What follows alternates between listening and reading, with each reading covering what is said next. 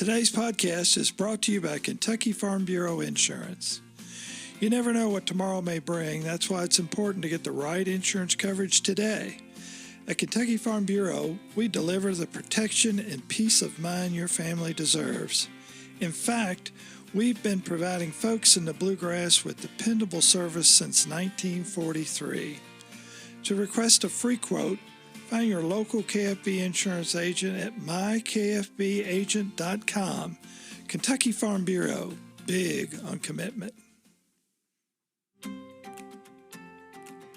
Welcome to Kentucky Farm Bureau News, the podcast. I'm Tim Thornberry, editor of the Kentucky Farm Bureau News magazine, and we're honored today. Our guest is Sam Kieffer. He is the Vice President of Public Policy with the American Farm Bureau Federation, and we are coming to you from the 106th American Farm Bureau Federation Annual Convention. Sam, welcome to the podcast. We appreciate you being here. Tim, thank you for the opportunity, and thanks for all that you do in Kentucky. You know, we got a lot of people here, Sam, and as Farm Bureau members from around the country make their way here, what are the advantages of coming together as a group during this annual convention? Well, Tim, the great thing about agriculture and about Farm Bureau is the people, great people, and this is an opportunity to see old friends, meet new ones. It feels like a lot like a family reunion. And just visiting with folks from your own state, even from your own county, or someone from entirely across the country.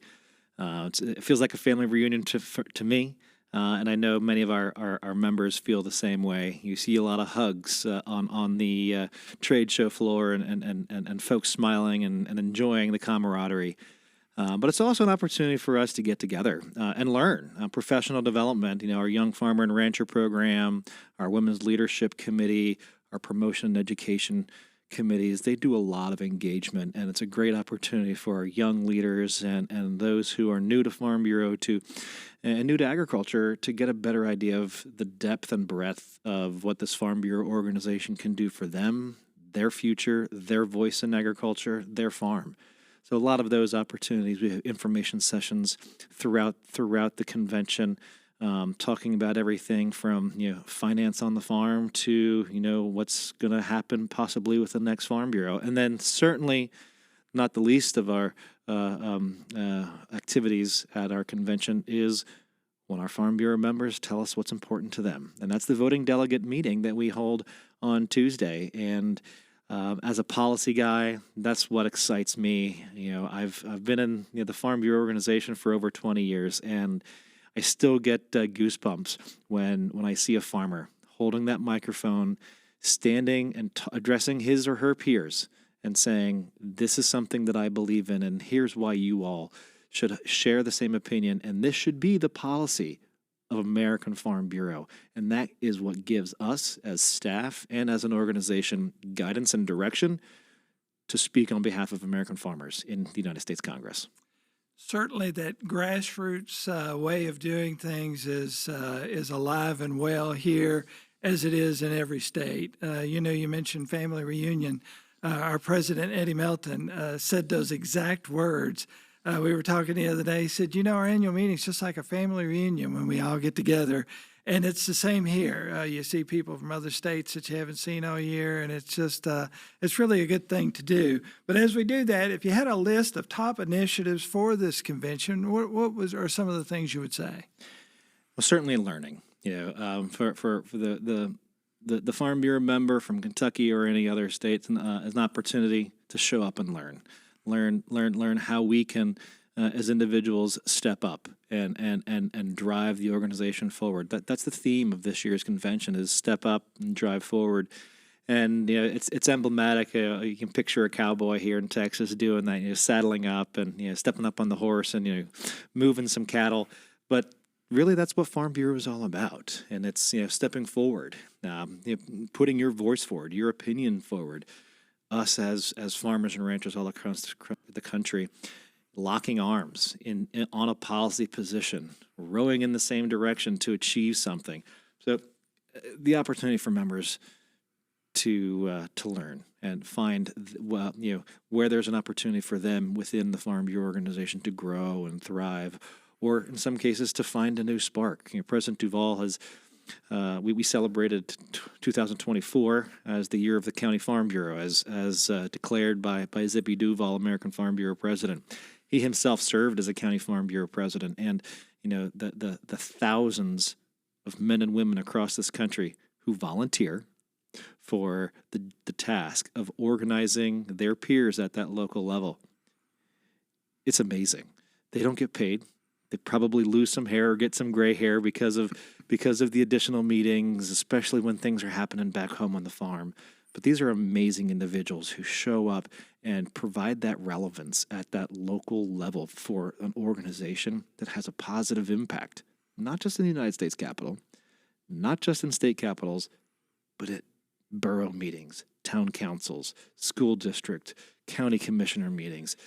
Farm Bureau shows up, and it's a great opportunity. This is a great opportunity at this convention for individuals of all stripes to get an idea of where they can grow or find new spark of leadership and advocacy. You mentioned it's an opportunity for them to speak up. Excuse me. They're never afraid to speak up, are they? My father and brother still farm, and the joke is, there's always something for them to talk about, but farmers are innovators, and we don't just gripe. There's solutions as well, and that's the beauty of the Farm Bureau organization and the grassroots process that we have is. We're not just pointing out problems. We're putting real solutions on the table. And that's what, we as staff enjoy the most, is we get to, at the end of this convention, we will end up with a policy book renewed by the delegates of the 50 state farm bureaus and Puerto Rico Farm Bureau that tells us what we believe in, and that gives those solutions to America's challenges or what we take to the United States Capitol and what we help members all across the country use when they engage in conversations with their elected officials. We know that President Duval has talked a lot about county leaders. He himself, as you said, being one, he really knows where they're coming from. And that's something that we've talked about all year. That really is at the heart of this organization, are those county folks that are out there. As you said, a lot of them working for nothing. They've got farms to take care of, but yet they show up on those nights to meet with their county, local boards, to discuss issues and push those issues forward. And so often they will begin at one of those county meetings and they end up here and then they end up in D.C., and that's really got to make you guys feel good about the whole system, doesn't it? Absolutely. And if nothing else, the county farm bureaus provide relevance. American Farm Bureau, Kentucky Farm Bureau in general has a great reputation. But it's not because of the qualified and talented staff that we hire at the state offices and at the national office. Our credibility, our relevance, our reputation is because of the men and women with dirt under their fingernails who steer this organization, who show up, who put their voices forward to lock arms with their brothers and sisters in agriculture and tell elected officials what we expect and what we need. And the excitement of a national convention and national policy, and frankly, the excitement of Congress and the presidency and the offices and the grandeur and the beautiful buildings in Washington, that's exciting. But I will always argue, Tim, that the most important policy that a farmer and Farm Bureau can bring forward is at that local level. More than 20 years ago, I was not a county president, but 20 years ago, my first job in Farm Bureau was at that local level, working with 8 county farm bureaus. And it's that county level advocacy, that local advocacy is where farmers and ranchers can truly impact their profession, their livelihood, their family's future. And we need more of that. Absolutely. I agree 100%. And as everyone knows, we have a new administration in Washington. And so what are some of the messages that this organization will take to them in this new Congress with this new administration in 2025? Well, certainly there's a long list. And we've been active for quite some time trying to work with Congress on a farm bill. Unfortunately, we are now in our 3rd year of holding conversations to renew a farm bill that was written in 2018 and was supposed to last for 5 years. We have now undergone a second extension, a second 1-year extension. So we are in the third year of Congress trying to grapple with what to do with national farm policy and how to improve a safety net to make sure that America's farmers and ranchers have the opportunity to come back from nothing when Mother Nature strikes or when prices plummet.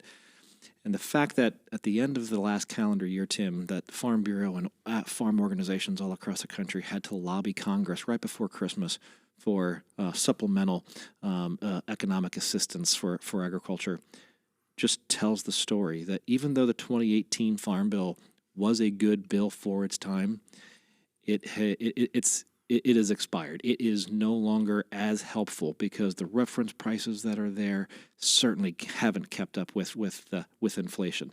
The cost of inputs, the cost of capital, the amount of money it takes just to satisfy an operating loan today versus 2018, exponential. So we need a modernized farm bill, and we needed it 2 years ago. So we'll be focused to continue those conversations. We'll be working with Chairman G.T. Thompson in the House and Chairman Bozeman in the Senate, 2 new ranking members, both from Minnesota, to on the House and Senate side on the Democratic Party, to not new to agriculture, but new to those positions, who all 4 of them share a commitment to moving a farm bill.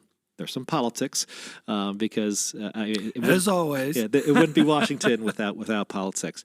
But I see a unity among leadership to move something forward. But there are a bunch of other challenges.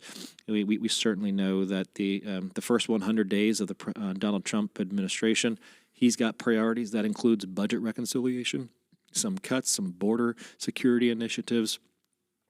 All of that will certainly impact agriculture in one way, shape, or form.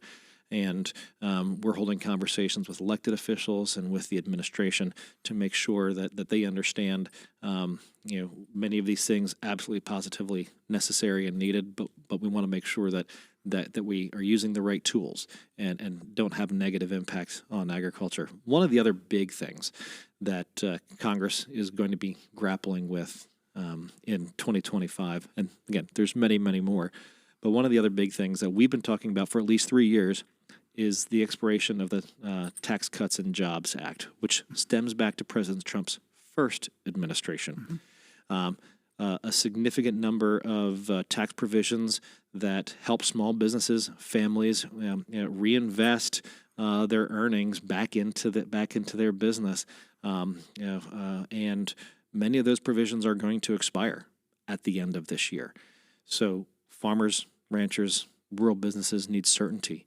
And with the Republican trifecta of the House and the Senate and the White House makes that an easier conversation. We do believe that there will likely be some positive movement. The question is when, because news on what your tax liability will be on December 31st isn't as helpful as knowing what that tax code is going to look like in the first quarter of the year. So we'll be continue to work with Congress to make sure that we think they get it, but we want to make sure that they prioritize those tax extensions to make sure that every business in America knows what they can reinvest into their business now when it's needed, as opposed to having to wait for what that news is going to be sometime next year. Sam, I'm going to step back a little bit. We were talking about the Farm Bill, and one of my questions was going to be some of the priorities that state farm bureaus have right now. So many of those could be, I won't say solved, but could be addressed in a Farm Bill, such as the ag trade deficit and safety nets for farmers, different things like that. That Farm Bill really covers a lot of ground that could answer the questions of priorities for our state farm bureaus, don't you think? Absolutely. The thing we hear the most when I interact with State Farm Bureau staff and members from all across the country comes down to the farm economy. The price for our goods isn't what it used to be, isn't certainly where it needs to be. Our inputs, much higher than expected, certainly exceeding where the safety net would take into account. The cost of capital. I mean, most folks in agriculture use operating loans. Almost everybody has a mortgage of some sort. And if you're trying now to get in the business of farming, we're not talking about 3% and 4% loans on that farm mortgage, and that the cost of doing business is significant. And we're dealing with a volatile economy, volatile prices. So the farm economy certainly cannot be solved by a farm bill, but the farm bill can mitigate. The farm bill creates that safety net, can address the things that the pinch that farmers are feeling across the country because of inflation, because of high interest rates. You mentioned trade. There's the farm bill. It does address trade. The biggest challenge we face right now with trade is twofold. One, the value of the U.S. dollar. It's hard to move American product when we have a strong dollar. The other challenge, though, is we just spent 4 years of the United States government really not advocating for more trade deals and moving American product into new markets. So we are a bit behind, and we have lost some market share. And members across this country, hear what President Trump is looking to do, and there's an opportunity to re-engage in some of those important trade discussions. But we're also, rattling our sabers a little bit with some of our closest trading partners of Canada and Mexico and even China. Certainly, there's an opportunity for us to improve trade with those countries. But as we are certainly looking for the Farm Bill through market access programs and other programs to move American products, American commodities into new markets, but we also need to be cautious about how we are interacting with our current trading partners.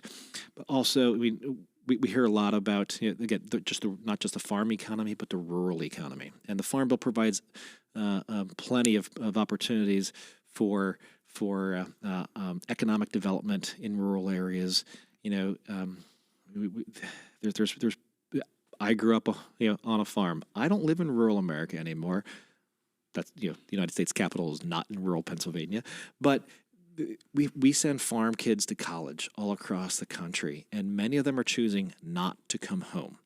And they're choosing not to come home, for a number of reasons, some of which is the work at home is not competitive. The health care at home is not competitive. And there are programs in the Farm Bill that create opportunities for rural communities, rural schools, rural hospitals to grow, get better technology, invest in those communities, and frankly, be competitive. We're seeing more and more employment opportunities for college-educated folks to work for a company from a big city, but do so from home, anywhere in the world. And why shouldn't that home be in rural America? And a great opportunity to utilize some of the economic development incentives in the Farm Bill to bring to revitalize rural America. And one other big area of the Farm Bill that I hear state farm bureaus talk about a lot is research. Mm-hmm. We have wonderful land grant institutions all across the country, and they do a tremendous job of helping through science to solve some of the challenges and create new efficiencies in production agriculture. American investment of public dollars into agriculture research has been stagnant at best for decades. We are outspent 2-1 by China with public dollars on agricultural research. Norman Borlaug and the United States government and the American farmer is literally feeding continents because of the research we got out of American land grant institutions because of Farm Bill and public investments. But we haven't kept pace. And all you need to do is go to your local college or university, and you can see buildings are aging and programs are getting smaller and smaller. And agriculture has a bright future. And we need to continue to capture the hearts and minds of America's students, to keep them in agriculture and to help solve the efficiency challenges that we face, to produce more with less, better economic output, smaller environmental input, and then land grants have a great opportunity to do that through agricultural research. So it's just a few of the many things that we're hearing from Farm Bureau members and states all across the country of where additional areas of the Farm Bill can provide assistance beyond the safety net programs and the conservation programs we normally talk about. You know, Sam, I recently had a conversation with an ag economist, and we were talking about Brazil. And Brazil is it's a competitive world out there when it comes to agriculture. And they said that in that country, agriculture is the thing for young people. They want to get involved, and the country is doing things to help them along with that. It's a hot ticket, as he put it. We've got a pretty hot ticket up here too, maybe that most young folks may not know about, how exciting agriculture can be. And I know in a press conference that President Duval just held here at the convention not long ago, that came up. I know Kentucky has an initiative now to help transition farmland to that next generation. When we're talking about that, how do we get more young people encouraged to come to the farm, to stay on the farm, or at least get into agriculture? There are a lot of things that they can do that may not be planting corn and soybeans, but it certainly could be doing some things in the research area, in the trade area, in the economic area, a lot of different things that they could do, that they could be involved. Great question, and there are a lot of really smart folks, way smarter than I can ever even pretend to be, who are holding these conversations and looking for solutions. My simple mind, it still comes down to the economy. And I'm a child who grew up on a farm in the 1980s. And frankly, I ran away from the farm because I saw how hard my father worked and how little was left at the end of the year. Miraculously, I found my way back to agriculture, and I'm grateful that I did after the military and other ventures. But I want to make sure that we're not sending the same signal to the children of rural America, not just farms, but rural America today that we did in the 80s. And in fact, my father encouraged me not to come back to the farm. My brother did. He's more stubborn than I am. But we're glad for that. Absolutely. But everybody's looking for, what is that future? And wanting to make sure that the time, the energy, and frankly the money that we invest into whatever our future is going to be, that it's going to be a positive outcome and enjoyable. And I think we all know that working in agriculture and farming specifically, there are ups and downs, but it's a gratifying experience. But we need to make sure that the farm economy also is attractive,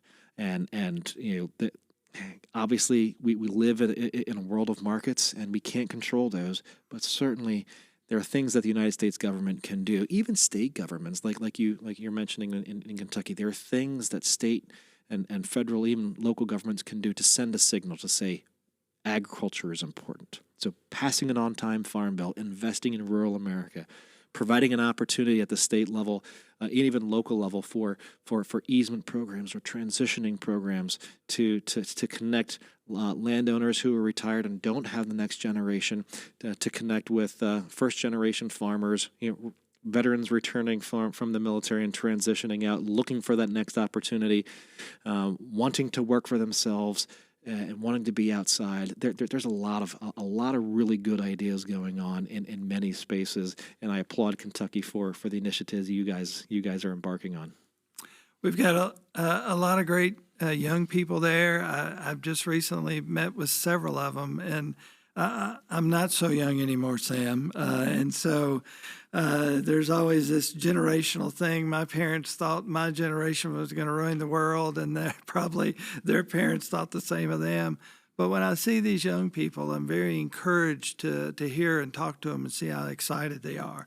With that said, there's a lot more people than not, and a growing number of people are far removed from the farm. What's our message to them? We can talk about our message to our young people that have grown up on the farm and are interested in agriculture, or our farm folks or our local Farm Bureau members. What do we tell those folks? Is it as simple as saying, if you want to eat, you got to support your farmer? Or what's the message to those non-farmers? Great question, and I think that the answer is constantly evolving. What we do at American Farm Bureau, we spend a lot of time conducting public opinion polls to find out what consumers think about farmers and farming and agriculture and inputs and outputs and some of the public policy solutions that we're trying to seek. And what we've learned time and again is that the American consumer trusts farmers.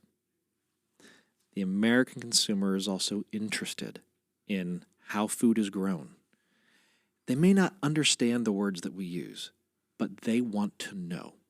So my suggestion, and what we try to do and what I tried to do in my own community, is just be open, honest, invite folks to the farm, answer their questions, let them know that we share their values. We welcome their keen interest in the food that they put into their bodies.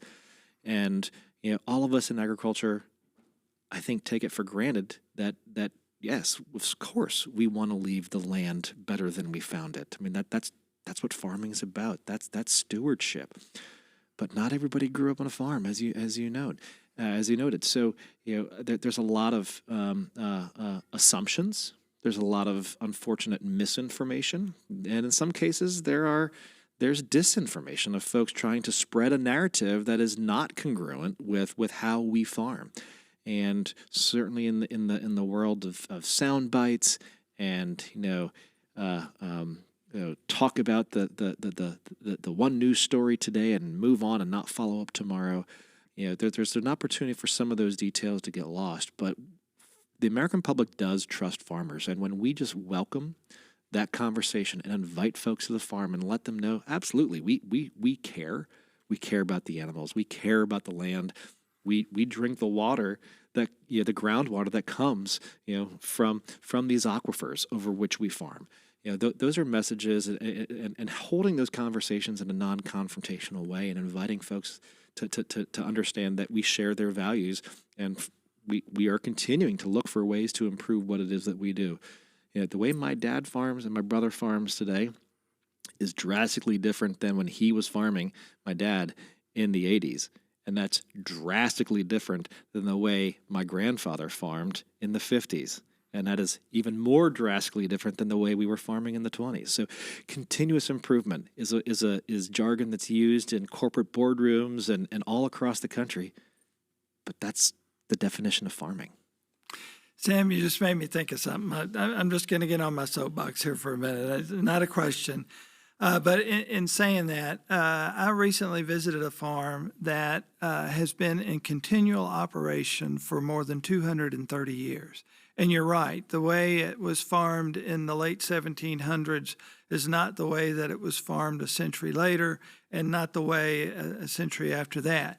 But they took care of the land. They saw the future. They had generations on the farm.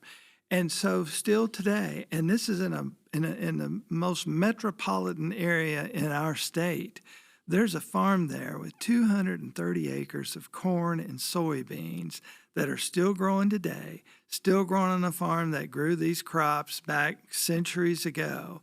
And it just goes to show what great stewards, we might be different farmers today, but we've always been great stewards of the land, and maybe people just don't know that. And it's a great opportunity for us to just continue to tell our story. And again, when we're on the farm, we take it for granted that everybody knows what we know, and they understand what we understand, and they just don't. Most folks didn't grow up on a farm. Most folks don't even drive by a farm. So it's a great opportunity for us to share our story and, in a non-confrontational way, answer questions openly and honestly. And it's hard. It is hard, especially when some of those conversations start off with in an accusatory manner. But the American consumer still trusts a farmer, and this won't surprise you. They trust farmers more than Congress. No. But the American consumer still trusts the American farmer more than they trust the media, more than they trust physicians.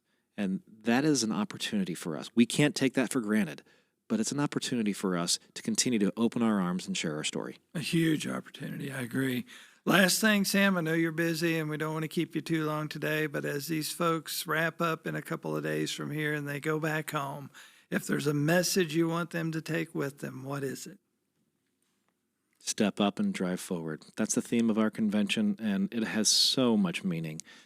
President Duval tells his story of how his father invited him to his first County Farm Bureau meeting. Why? Because he was griping and complaining about the milk price or about the school taxes or whatever it was. And his dad may have grabbed him by the ear, I'm not sure, and said, sure. Follow me. Come to this meeting. Find a solution. And I encourage all of your listeners, Tim, and Farm Bureau members across the country to step up, drive forward, bring somebody to that county meeting, and ask somebody, what is government doing? Local government, I would argue. But what is government doing that they ought to do better or shouldn't do at all? Or what is government not doing where they should be plugged in? And the answers to those questions are great morsels for public policy resolutions at that County Farm Bureau. And that can steer this organization into achieving better outcome for taxation of agriculture buildings or farm vehicles or agricultural land at the local level. Sales tax solutions or land use concerns at the state level, or even, matters at the national level. I will always argue, even though I work for the American Farm Bureau, I will always argue that we need to pay attention to local issues because that local government has the most ability to tax and the most ability to influence how land is zoned and used. And we can't forget that. So I applaud our county farm bureaus, and I encourage all of our volunteers, don't just plug in at the state level and the national level. That's mightily important. But we need you all at the local level there as well. Back to the grassroots. Yes, sir. Yes. Our guest today has been Sam Kieffer. He is the Vice President of Public Policy at the American Farm Bureau Federation. Sam, can't thank you enough for being here. We appreciate it so much. Thank you, Tim. For all you folks out there that listen to our podcast, you can hear this and all our other Kentucky Farm Life podcasts on your favorite podcast platforms. Thanks so much for joining us.